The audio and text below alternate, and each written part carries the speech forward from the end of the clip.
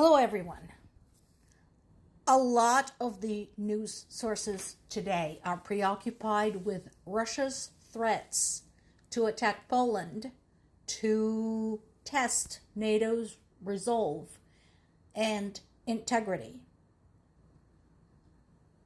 I'm sure it is not a coincidence that these threats come at the same time as Trump has been berating NATO again.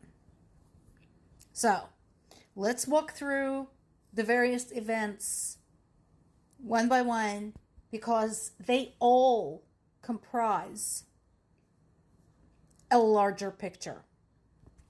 First of all, Ukraine continues to work hard on isolating Crimea and getting it to the point where Russia cannot hold on to it any longer. I mean, I can't say this surprises me a whole lot.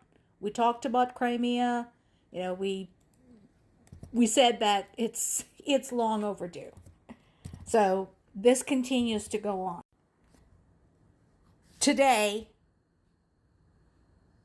Ukraine's security services reported they had struck 2 Russian military air bases overnight, damaging or destroying at least 7 military aircraft. And here's the thing.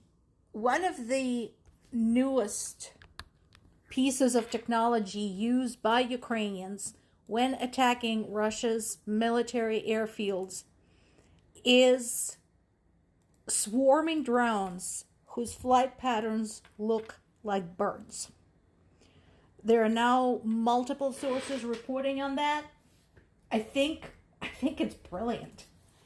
And so what happens is the swarm comes in, their detection systems cannot tell the difference between the drones and a flock of birds, and then the drones go in for the kill, literally, leaving behind damaged airplanes, damaged hangars, blown up fuel storage, and so on and so forth.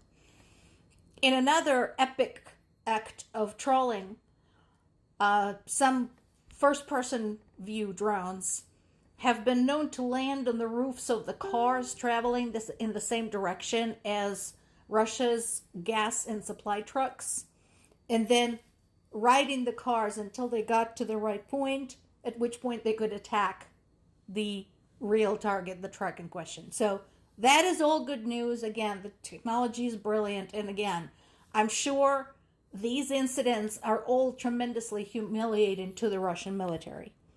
In addition, Ukrainian long-range drones struck a railway bridge across the branch of a North Crimean canal. In central Crimea, remember what we talked about, the canals, the various crossings, etc., talking about how things can get in and out of Crimea. Once again, Ukrainian military continues to cut off the ways for Russian military to bring in supplies. Meanwhile, since Poland is in the news, so here's what's going on with Poland, and this is going to be difficult. So here's what we have. We know Poland has tumultuous history with Ukraine. At the same time, Poland has been one of the staunchest supporters of Ukraine, and particularly one of the biggest receivers of Ukrainian refugees. We're talking millions, and I gave you the math in the past. At the beginning of war, we had 8 million people displaced. Most of them ended up in Poland.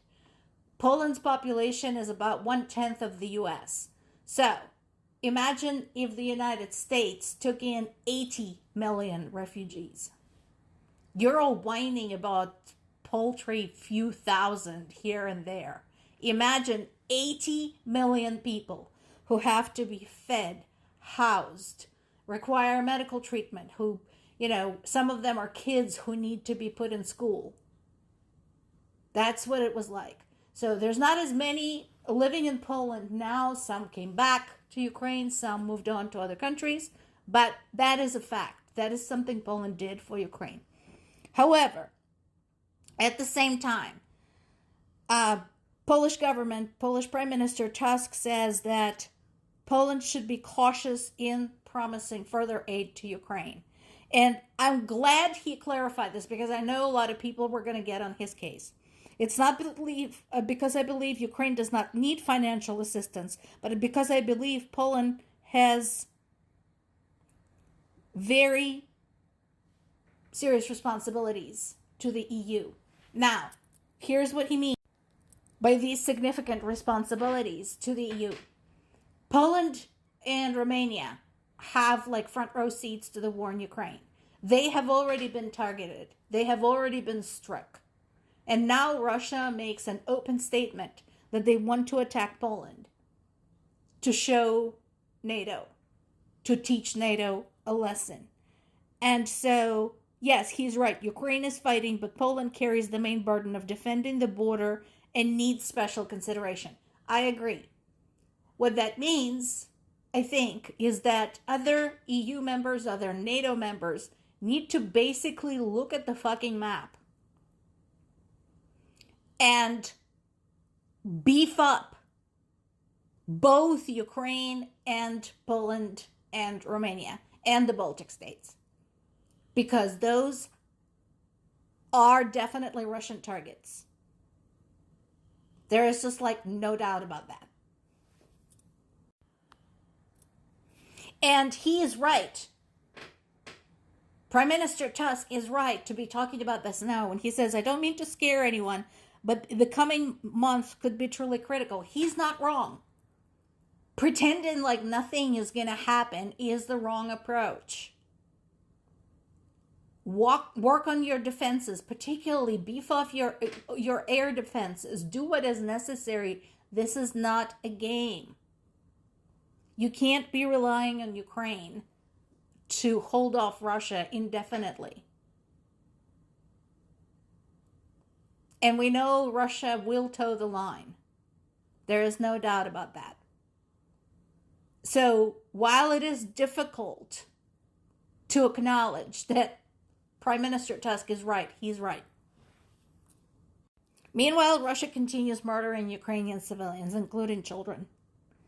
So there were multiple attacks following the horrible attack in Kyiv, the deadliest one we've had so far.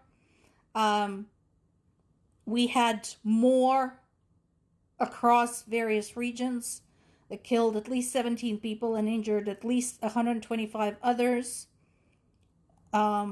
including a 2-year-old girl and a 7-year-old girl among the killed. So deadly attacks in the Sumy region. That's one of the regions where a child was killed, a 2-year-old. Dnipropetrovsk region, Zaporizhia's northern neighbor.